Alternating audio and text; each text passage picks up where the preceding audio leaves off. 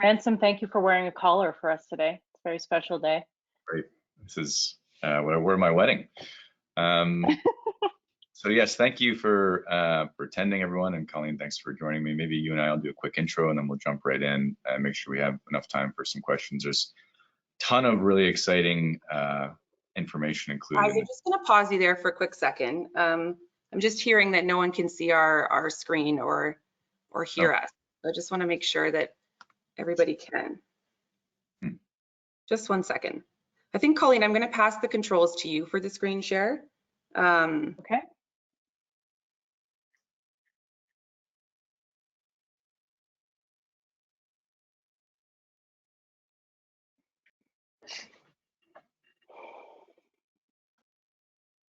Just 1 second here. They can't hear audio as well? I'm not quite sure. Just gonna.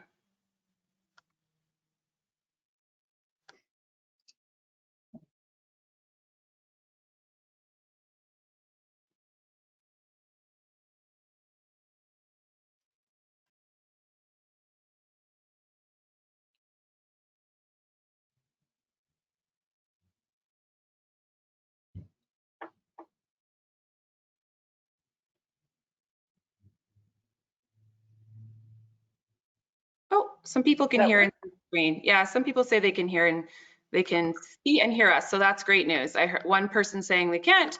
Okay, so Colleen, maybe let's do it this way and we'll get started. Please send some questions through if you are still unable to hear, and we'll try to make sure we can resolve the issue for everybody. All right, passing you over officially to Colleen and Ransom. Okay. You know, what's a webinar without a few technical challenges right at the beginning?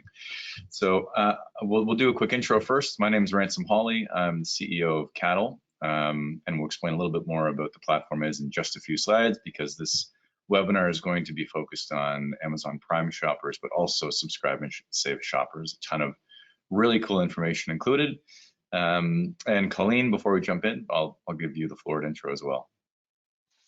Sure. My name's Colleen Martin. I've been working with Caddle since June 2020, mid-pandemic, and have been loving working with the team and just giving clients and retail partners agile access to consumer insights. It's been a dream of mine since I was a buyer many years ago. And yeah, we have so much exciting information to show you about the Prime consumer and the subscribe and save consumer today. Information that hasn't really been Canadianized as of yet. So you're about to see it. That's right. And this session will be recorded, so we can share it afterwards, as well as we'll make the deck and an exclusive report available as well. Okay, so let's jump right in. Today we are going to cover, and Colleen and I will split it up. We'll talk a little bit about Caddle. That's not what this webinar is about, but we'll ground us there and how we collected the data. We'll then have an overview of Amazon and the force that it is, of course, and then the acceleration through COVID.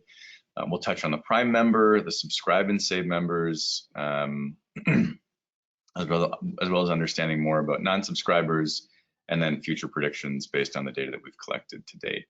And some of this data is as recently collected as last week. So we've had an iterative approach over the past few months. And I know Colleen's gonna try and rib me for this entire presentation. So I'll be grading. Don't worry, I'll grade you at the end. That's right. Colleen, could you just see if you can get rid of that black bar at the bottom there that's on the screen with the up and down arrows? Sorry. Yeah. It might impact the visibility of some of the great data that we have in the deck here. Okay. Is that better? That'll work. Thanks. Perfect. You're welcome. Okay. So Caddle is a mobile-first consumer insights platform. We launched within the Canadian market, and we are Canadian exclusive over 5 years ago. My background is in consumer packaged goods, and I left SC Johnson to start the platform because of my inability to access data and insights at the speed that matched my pace of business, whether I was in sales, marketing, or shopper marketing.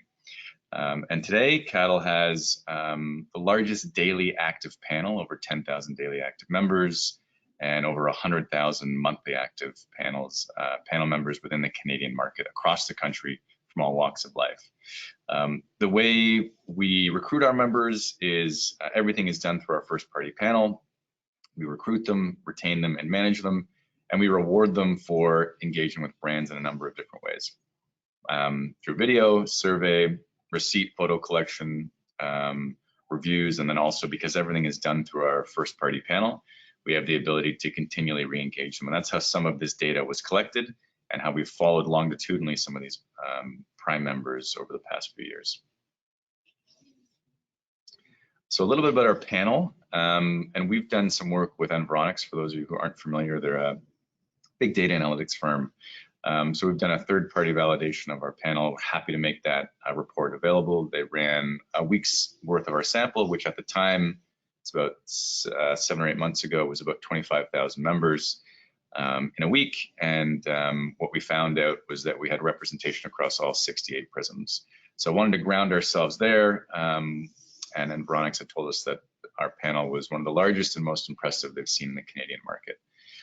So we've got a great, strong quality active panel that we've derived this data from today, and we're really excited to share the data with you. Okay, so let us jump into Prime-ageddon. We'll first touch on the Prime members and ground ourselves in a little bit of the growth that Amazon has seen and the Prime membership has seen itself. So what we'll see is globally, Amazon has over 150 million Prime members. And for a little bit of context, Netflix globally has just over 200 million subscribers, at around $9–10 a month, whereas Prime is around $80 a month, depending on the country. And Disney Plus has around 93 million global subscribers. So just to ground us a little bit there, in terms of just one day, the Prime Day global revenue, and that number is depending on where you look, anywhere from $3.5 billion to $10 billion on just that single day or over 2 days, again, depending what you'd like to look at. A company is big enough to create a day that generates this sort of revenue and of course starts to steal from other areas, which we'll see. We've seen this with Singles Day through Alibaba. Their global revenue number was a little bit bigger, which I think Amazon will be there soon enough. It was around $74–75 billion. And Amazon also has over 2.4 million global sellers. When we look at, and we'll zero in a little bit on Prime Day. So since 2015 within the Canadian market, we asked a few questions about Prime Day.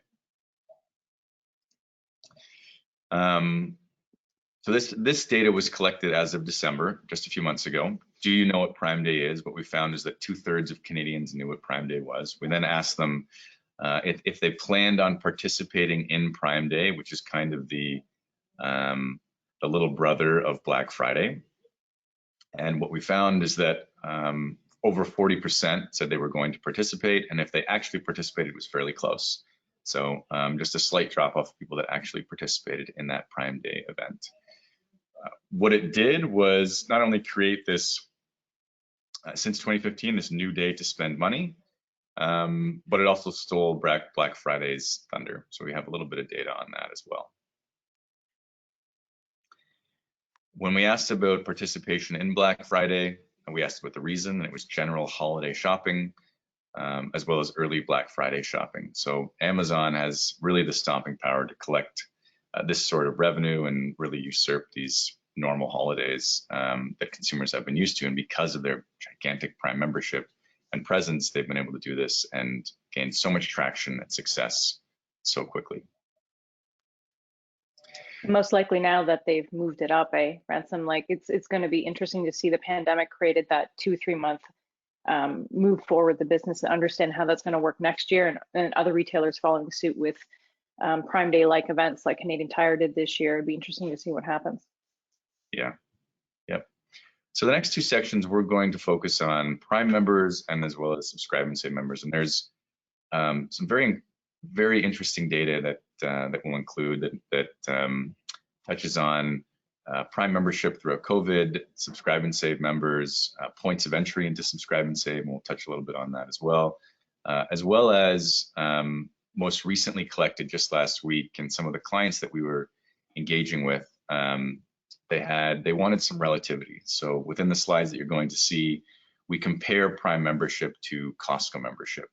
and have some very interesting data points to collect there. I mean, with Costco membership being sort of the gold standard within the Canadian market, how does Prime stack up to that? So 44% of Canadians are currently Prime members, and 1 in 10 non-members are looking to join, which is a incredibly staggering stat. We also asked a few questions around those that weren't members. The data is included in the larger report, but those that weren't members, 1 in 4 non-members actually use someone else's account. So of the people using Prime, we have over 50% of Canadians using a Prime membership. It may not be their own, but they may be using, we have data, they're using either their partners or their parents or their friends' account. I mean, there still is a number, 30% of consumers that have no plans to join, but we caveat that with yet because of all the value add bolt-ons that that Prime continues to add, and we'll show you in just a few slides what those items are. But you know, the evolution of Prime and continuing to add value and make it stickier, that number of no and I have no plans to join, or those that know but they haven't in the past, there's going to be reasons for them to either join and reconsider or rejoin. And what we saw is that throughout the past 12 months, 29% of consumers either joined or rejoined as a Prime membership throughout COVID. In the news right now, Netflix is trying to mitigate the use of multiple one account over multiple households, which would suggest that Amazon would follow suit, making sure that it's not shared outside of households. So that it should be interesting to understand how that would generate additional memberships as well.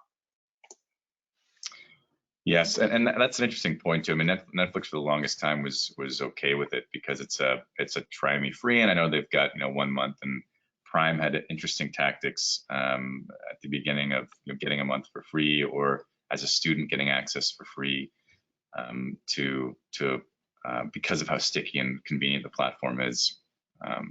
And so that's a nice flow right into this slide in terms of why consumers are using their Prime membership. 1 in 2, and this was so 1 in 2 state convenience. Prime platform, so Prime has Prime Video, for those of you who aren't aware, so it's a streaming service that comes free with Amazon Prime. They have Prime Music, which comes free. They have Prime Photos, which allows you to store your photos on your phone. All the stuff that continues to be added that just makes it stickier and stickier.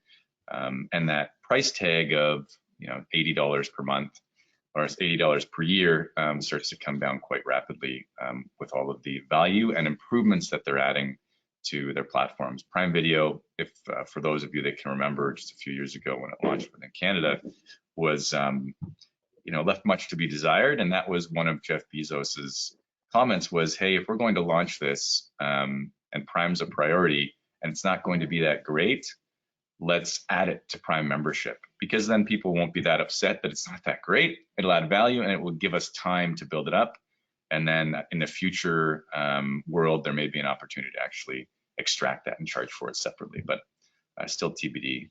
So there's a ton of reasons why you would join Prime, and they keep making it stickier and stickier. You'll see the subscribe and save program as the main reason isn't a main reason. A very small minority of consumers say that that's the main reason that they join. But as you'll see, that is a small population of Prime, not that small, and it's rapidly growing. I mean, we are at the cusp of an incredible amount of growth in the subscribe and save program, which before we jump in, I'll give a bit of a background on that as well.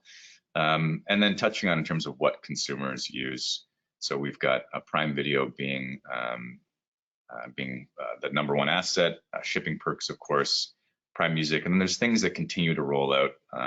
Most recently, Amazon Photos, which is quite quiet, but it's a very convenient and free way to store your photos that you actually have to pay for through Google or Apple. This was very interesting data that we actually weren't including this data prior to when we first launched the invite for the webinar, and then we had some questions from a few clients saying it'd be really cool if we could add some relativity and context to it. So as we jump in, we had some hypotheses ourselves in terms of which one is stickier, has the highest intent to renew year over year. And then we asked the ultimate question, which, I know there's a lot of variables, but we asked members that are both Amazon Prime members and Costco members, if they had to choose between one of the memberships, which they would choose. I myself thought, we'll get into it, but I thought it would be a landslide in favor of Costco. And I guess we'll see in a few slides. It'd be great to hear your hypotheses as well. 84% of Prime members are committed to renewing, so incredibly sticky. And what that is top two box. When we ask them how likely they are to renew, existing Prime members, if they answered very likely or somewhat likely, top two box, and that's how we're getting to that 84%. Same methodology for Costco membership. If they were likely to renew, we asked to Costco members, and that's the data that was collected just last week and over the weekend, and we saw a slightly higher intent to renew rate of 90%. So both platforms incredibly sticky. Those are fantastic numbers to have. Something that has been around for as long as a Costco membership and ingrained in consumers' behaviors and habits. 9 out of 10, it's actually slightly higher than that. 91% is a fantastic number. The fact that Prime has been able to get to 84% so quickly at a similar price point, right? It's in between your standard and gold membership. But what we see is that there's an endless opportunity for Amazon, and they've demonstrated to continue to add and improve services, not just bolt-ons, but improve convenience and things like as they increase their distribution centers, albeit it is a little bit challenging within Canada and our sheer geographic size, but offering things like same day or 2-hour shipping.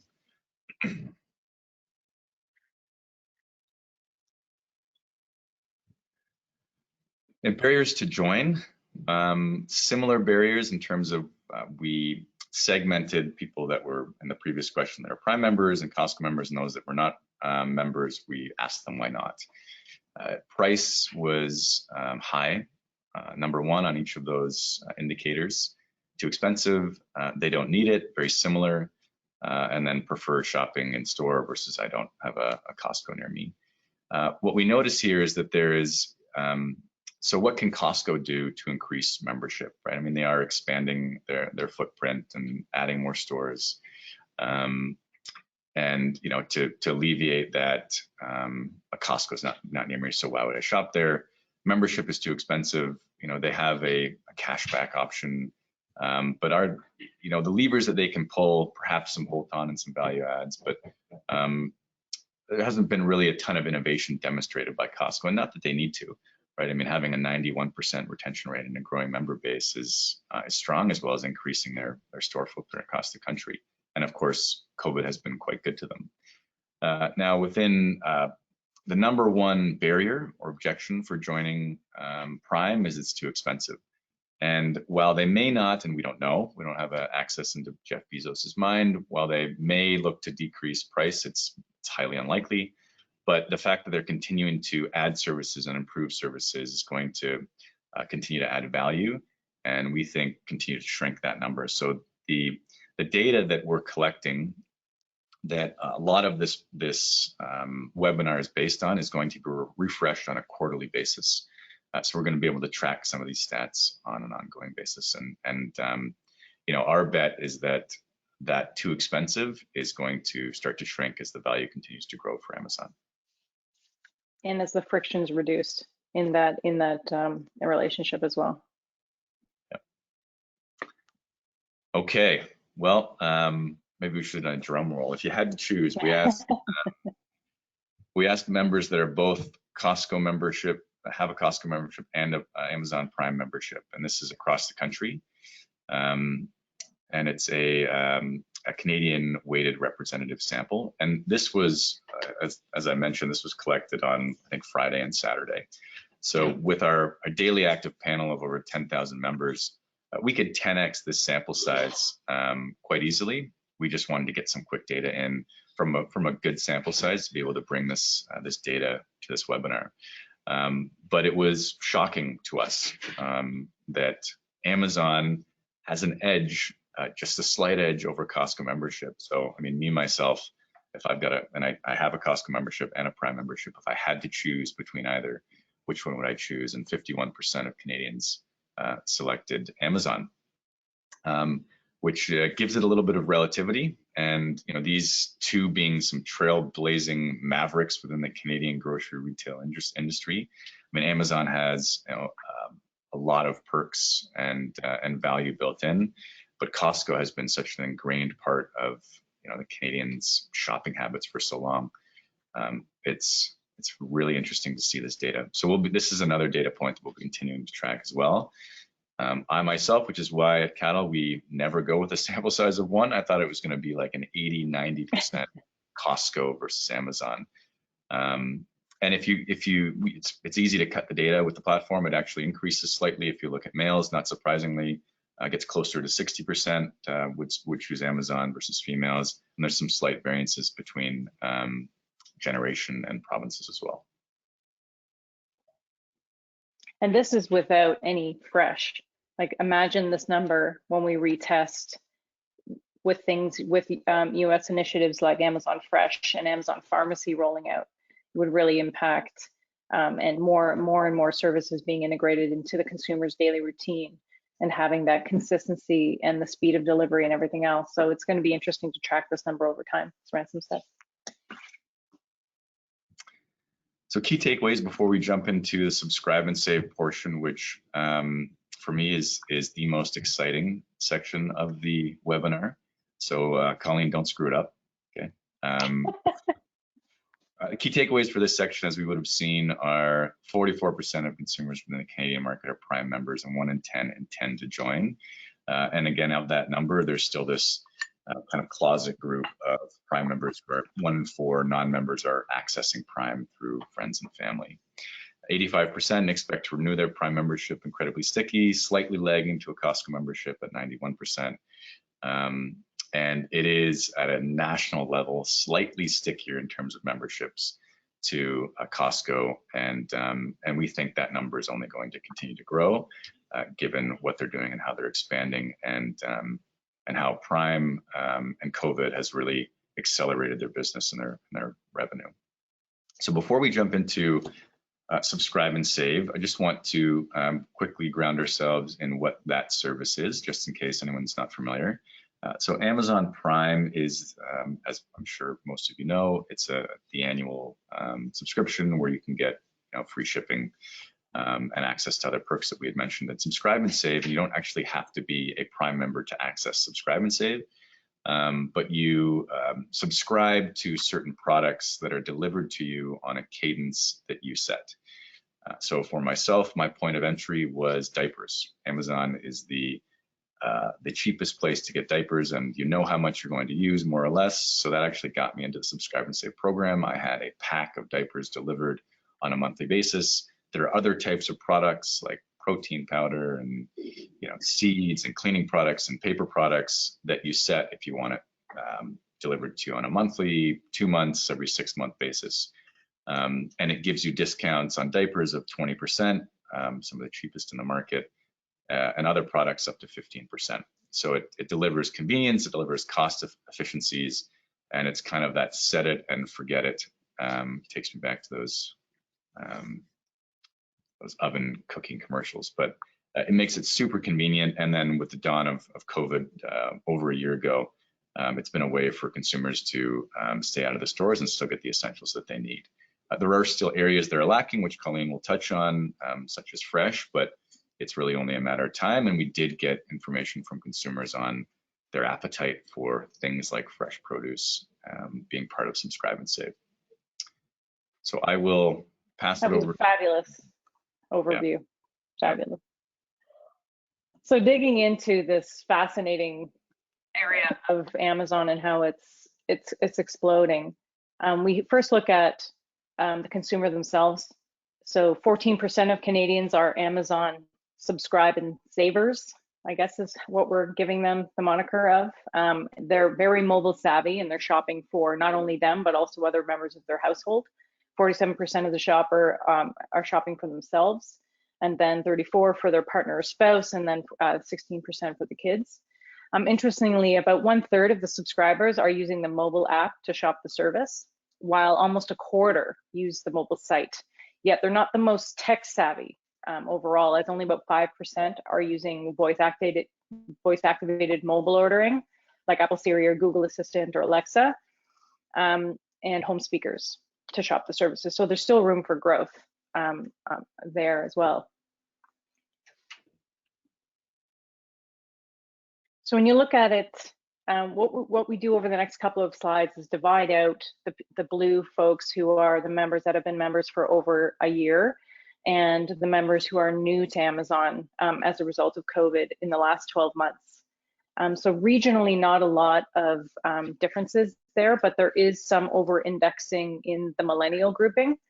And 80% of these are new within the last 12 months. So the question is, are they going to remain? Is it sticky enough for them? What categories are they using to get into, as Ransom mentioned before? What categories are they, what is the gateway to becoming an expanded member in the Subscribe and Save program? More than 4 times the members in the last 12 months. It's a rapid spike. And obviously it's a low base because, you know, Canada has a very relatively low penetration of online shopping. But as that grows and the intent to continue using, let's say, online shopping, for example, in the grocery segment, as that continues on past COVID, we'll really, as we track and have the agile access to what's going on in the market weekly, we'll understand how that's going to land and how that market share will change.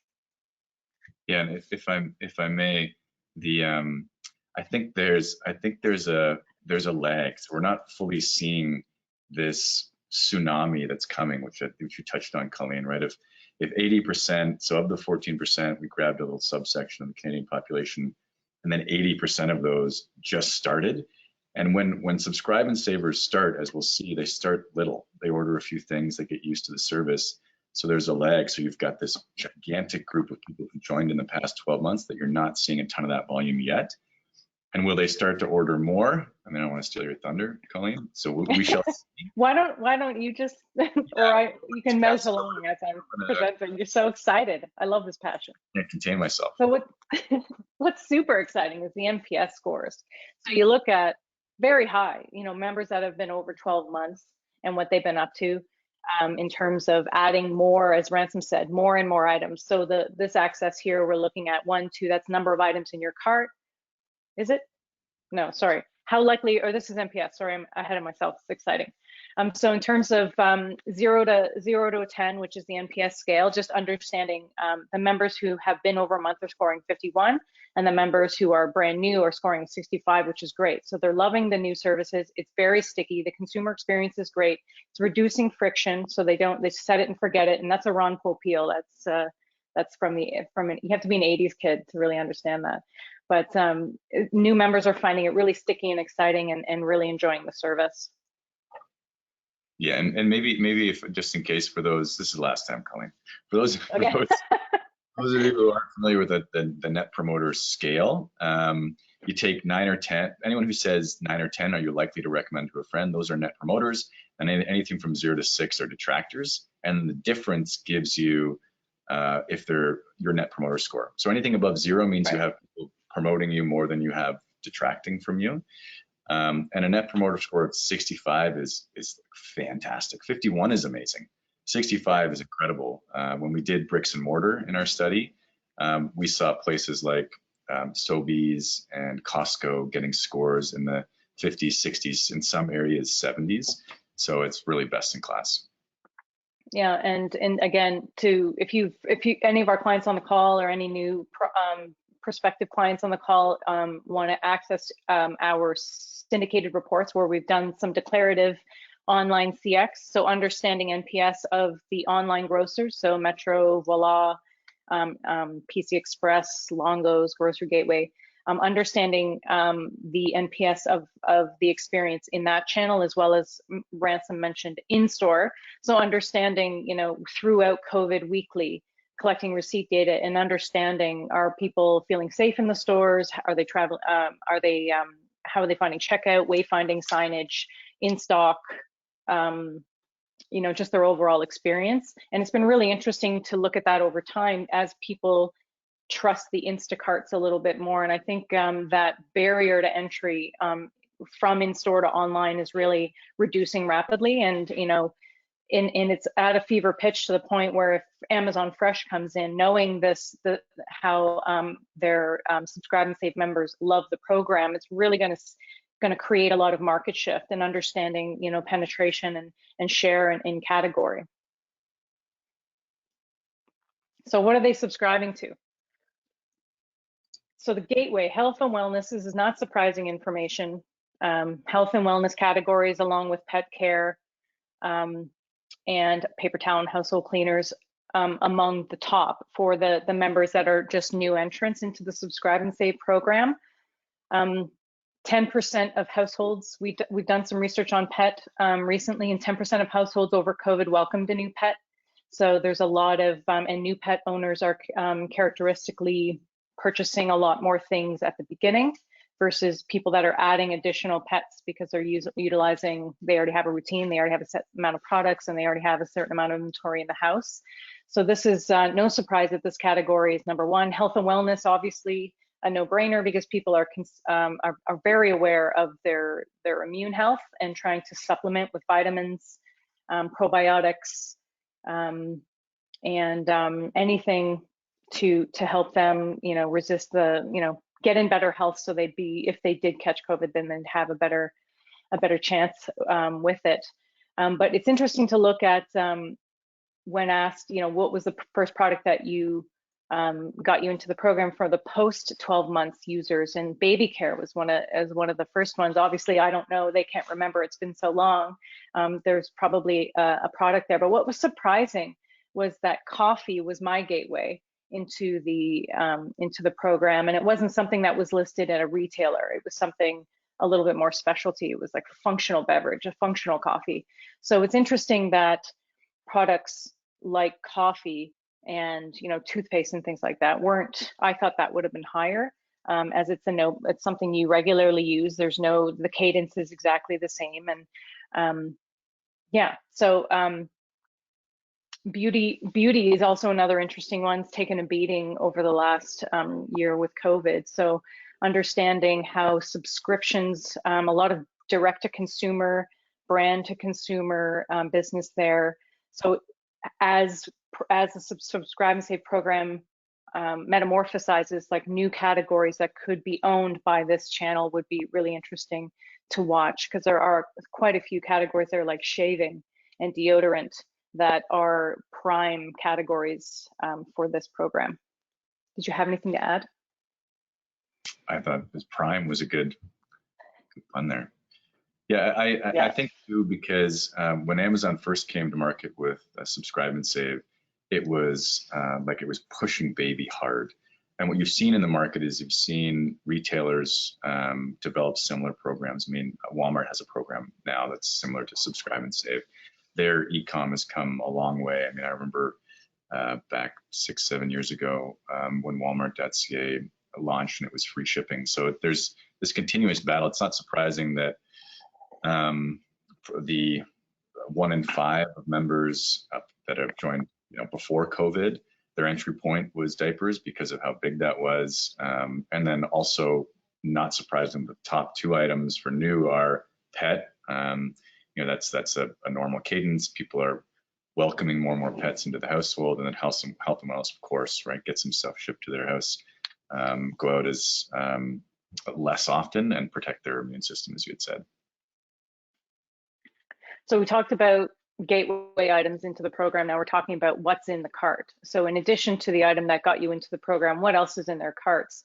So obviously the top, pet care, health and wellness, paper towel, household cleaner, but beauty products here we're seeing added in. So the skincare, beauty care for there's a very similar consumer there and their psychographics. So understanding that there is that's always something that is an add-on. Usually toothpaste and things like that, add-on items that get into the cart is you're saving 10 to 15% extra. So on those KVI items, it's a win for sure.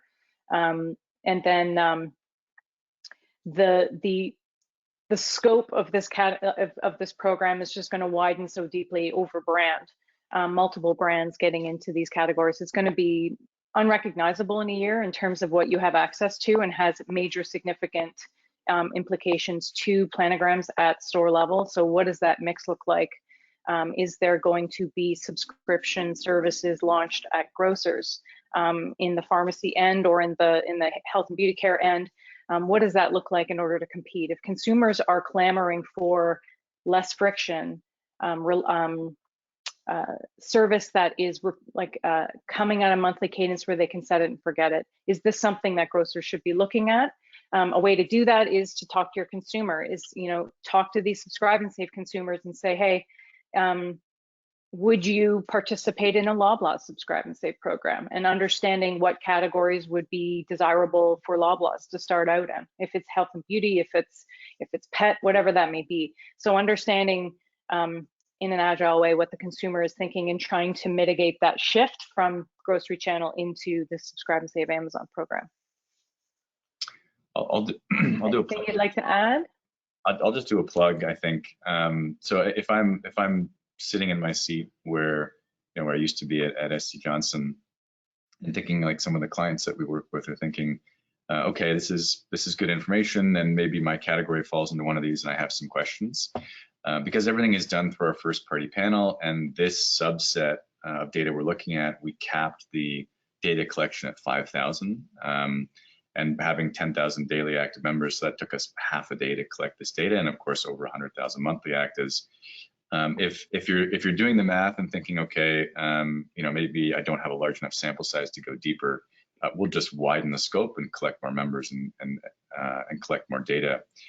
Or if you're looking at some of this data and saying, okay, I'd love to understand more about what these subscribe and savers look like, look for, what do they look like, what is their consumer decision tree, and more information about your category and your brand. Shameless plug, this we can absolutely do that. Everything, like I said, is our first party panel, so we can follow up with these members, build in more members, and help equip you with data to understand this small but growing. I mean, look at the consistently higher bars of previous 12 months, and you'll see in some of the data that Colleen's going to share. This is getting ahead of this is going to be critically important.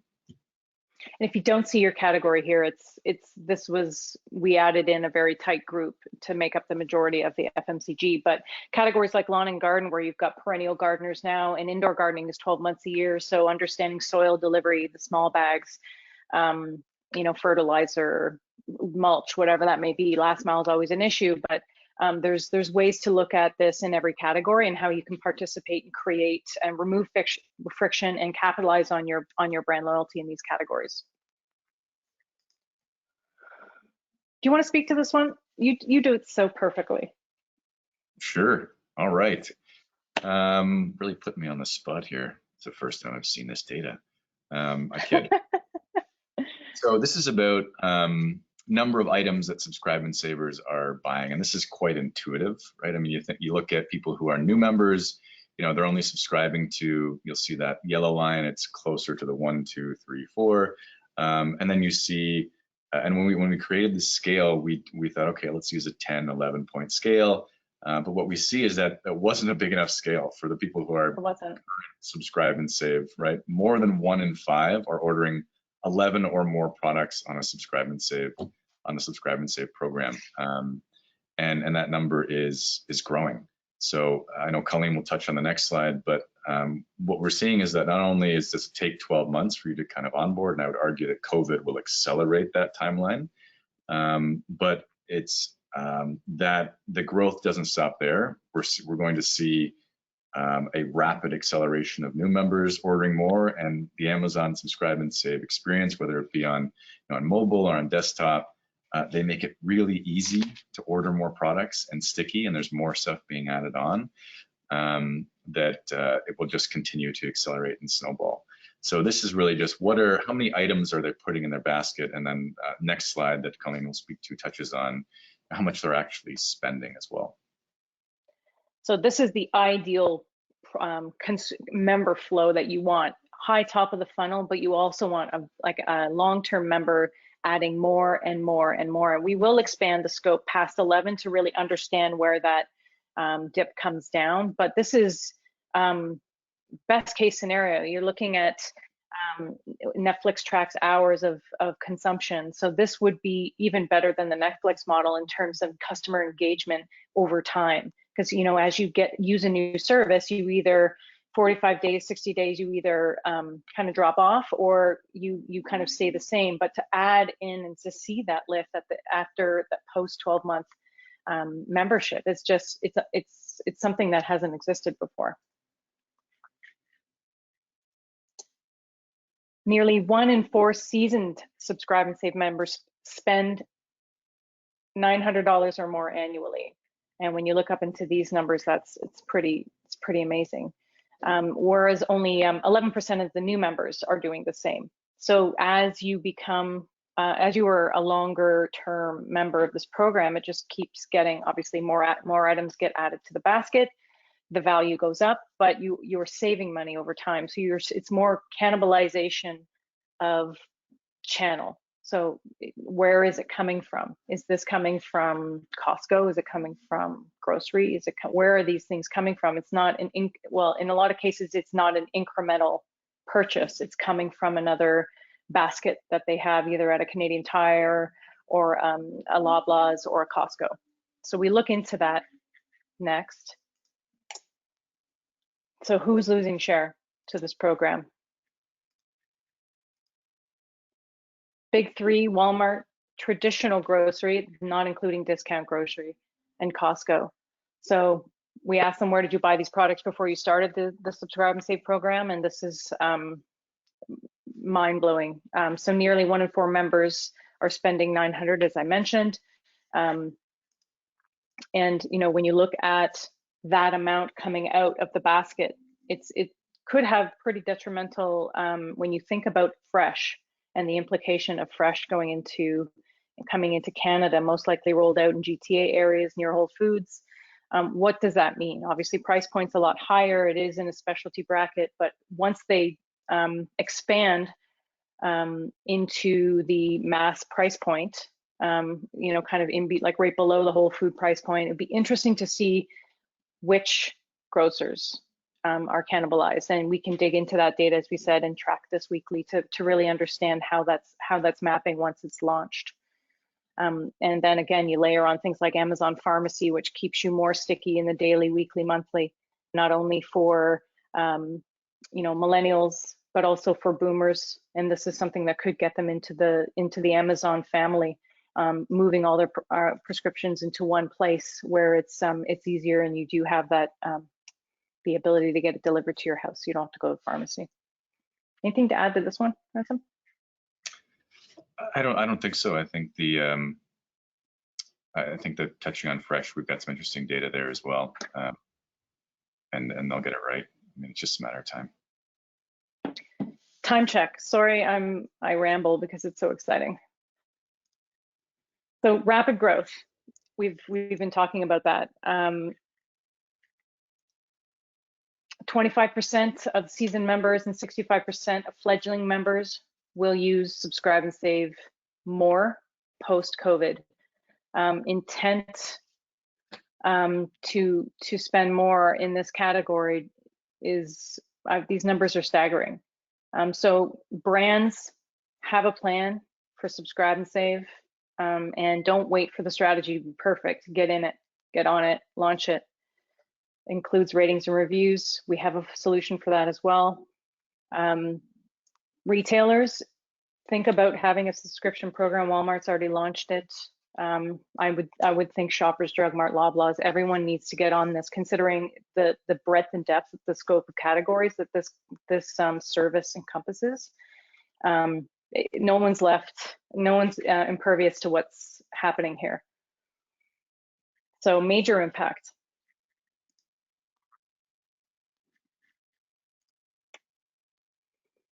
And fresh probably will be the biggest impact to the grocery channel, that it's really since online grocery and the COVID and all the supply issues that have been. We've been working a lot with we have a client called CPMA, Canadian Produce Marketing Association. We're doing a lot of work with our members on produce and fresh, and understanding pain points and why people aren't moving online for growth for produce. And picking out vegetables is by far in wanting to touch and feel before they purchase is the number one reason that people aren't moving in. But they're going to get over that pretty quickly when they can see how fast and easy. Like, consider all of these Amazon Prime members just saying, well, it's so much easier just to have a list and to have it come every month. And it's so much easier. It's free delivery, it's predictable, it's consistent, it's safe, and they do get the benefits and discounts of FMCG products. So here we got new subscribers are 50% more likely to subscribe to Fresh. So that's a critical mass. This is something that is not if, but it's when. So are you ready? Are you planning for do you have a strategy to mitigate this is the key thing, and we can help you with that. Perfect.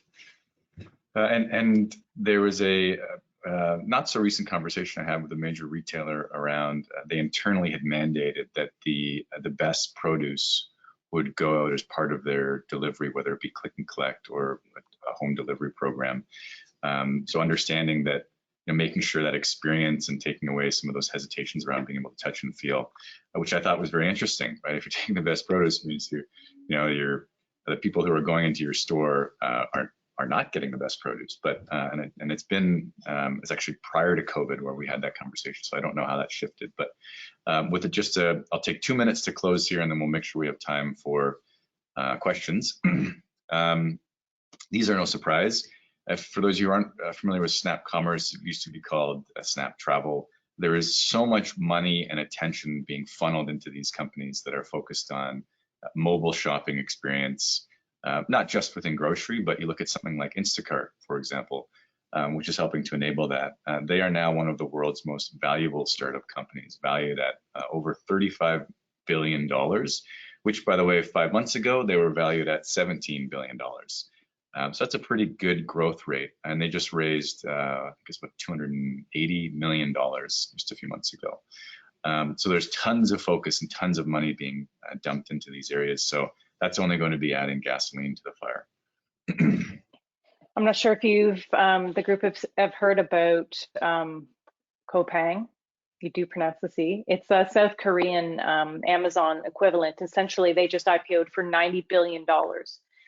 They're the largest US in the US market as well, and they are the second biggest tech IPO other than Uber that was recently done. And they offer services. Obviously, South Korea has a lot less friction because they have a packed, 50 million people all within, with no mountains, or it's all within one urban area and very easily reachable. I think 70% of the population is within 70 miles of a warehouse for Coupang. But essentially, they have services like 75% of their, you can choose not to have packaging. So you can remove the cardboard and the bubble wrap from your things, and they can just leave it on your step. Returns process is so much easier in terms of just leaving it out on your deck and they come and get it. You don't have to go and box it up and take it to a retailer. You can get dawn delivery. So if you order by midnight the night before, you get it by 7 a.m. So these are things that Amazon has their eyes on, and they know that they have to integrate that into their Prime and Subscribe and Save programs. So this is something that's coming. Asian countries have a higher penetration of online. 2 out of every 5 products in South Korea is purchased online, and that is going to come here. And the best practices there will definitely come to Amazon first. Yeah. Okay. We'll go, Colleen, with you on the trigger. We'll go rapid fire through some of these things just to make sure we do have time. Okay. We asked our panel, almost 10,000 of them, very recently, if they'd be willing to. So just in March, if they'd be willing to subscribe to another program, so whether it be another retailer or a lot of the CPGs that we have on the call, so it's DTC. 1 in 5 are willing to subscribe, and we've got that same 5-point scale again. So Amazon has really paved the way for this, and we're seeing good traction with other retailers like Walmart as well. So to summarize the key takeaways from within the deck, which is next slide. Yep. Sorry. Yep, got it. Obviously, e-commerce strategy is more critical than ever, and we've seen that growth, but there is this lag, as we've seen with Subscribe and Save, with 14% of Canadians, which is a sizable number and growing, looking to subscribe to more items. And the net from seasoned, we call them previous 12-month, and new members, still massive growth coming in that area. So understanding those consumers, which is 0.5 as well, what drives them and what's important and where that volume is being sourced from. It's clear that Prime will only get stickier. This is a beast that is just not stopping. And they're continuing to add value to consumer in this exclusive cool club that you just feel like you're part of within Prime, and their services are continuing to get better. We've got more subscription solutions are coming, and as we touched on for Fresh and other areas, it seems like almost anything that Amazon touches turns to gold. And then the 0.4 and 5, we touched on knowing your customer, and without plugging too much, we are absolutely more than willing to help zero in, re-engage our panel on an individual or longitudinal basis to track them in any sort of study, from a quick pulse to get a profile to larger things like UNAs or segmentation analysis.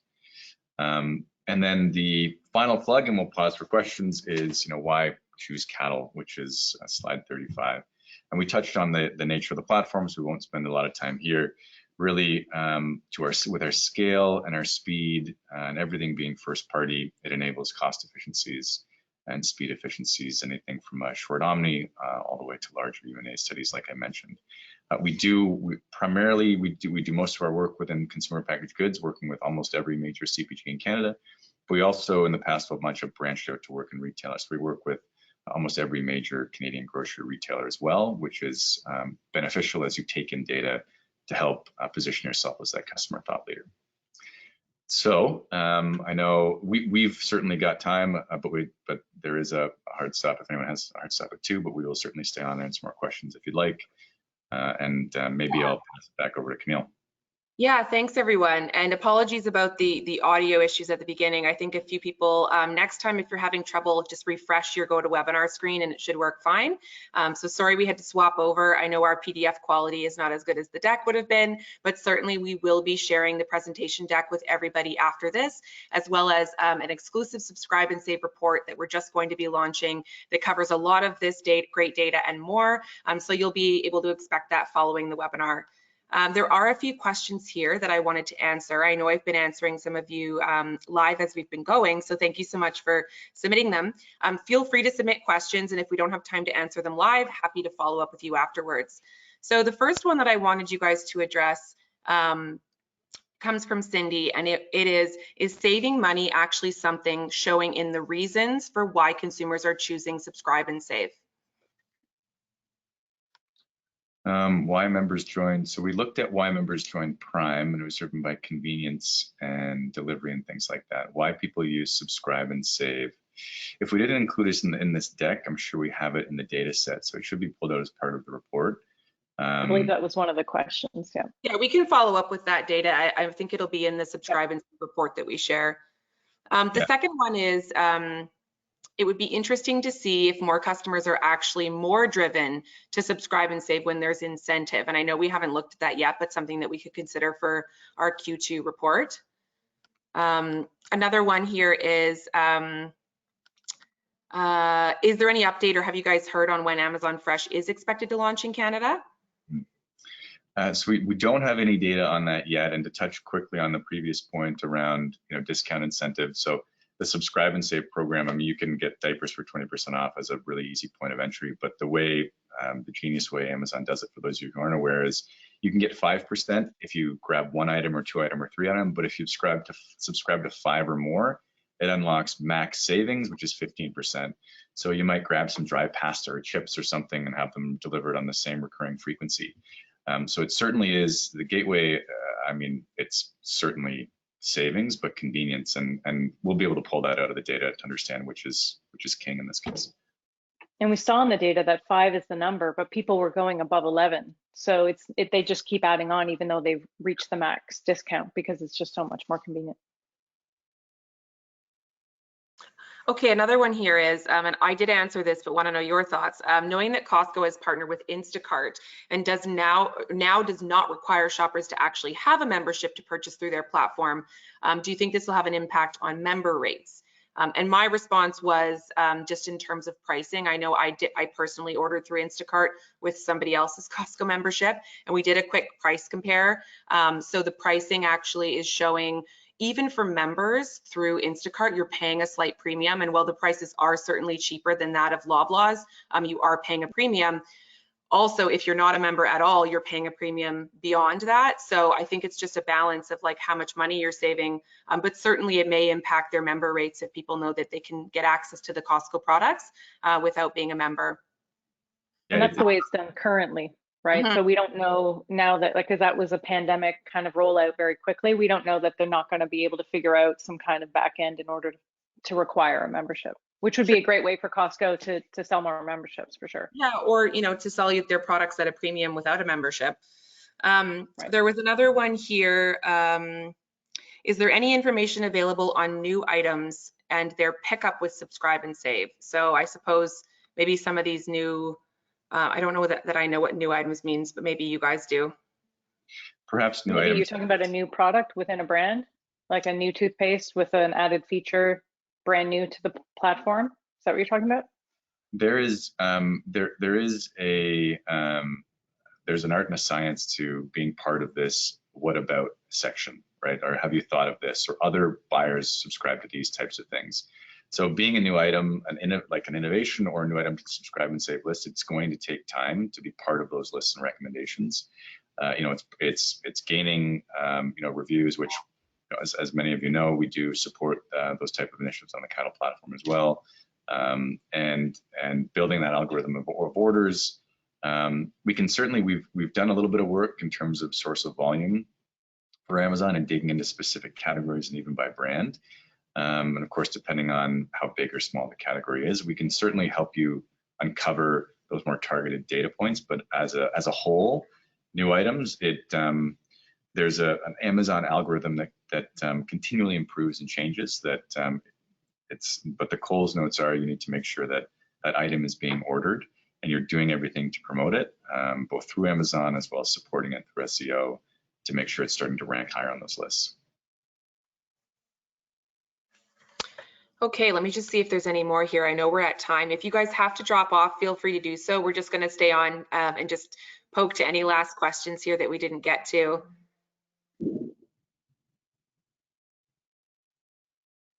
Okay, there's a couple more that have come in. Yes, I think Stephen was confirming that he was asking about a line extension or a completely new item or brand category being part of subscribe and save. So that was just a clarification there on that question. I think there's a couple other ones, but probably ones that we'll have to answer offline. There was a couple questions about data and percentage rates and how that translates to the Canadian population. But I think we can take those offline. So in interest of giving you guys, your time back, hopefully not too far past the hour here, just thanks to everybody for joining, and we'll certainly be following up with all of you. If you have additional questions, feel free to reach out to Ransom or Colleen directly, and we're looking forward to seeing you on the next webinar. I do have, although we still got a good portion of people, I do have one last plug. Oh. So we love doing Amazon, and we know other dark channels such as Dollarama and Costco.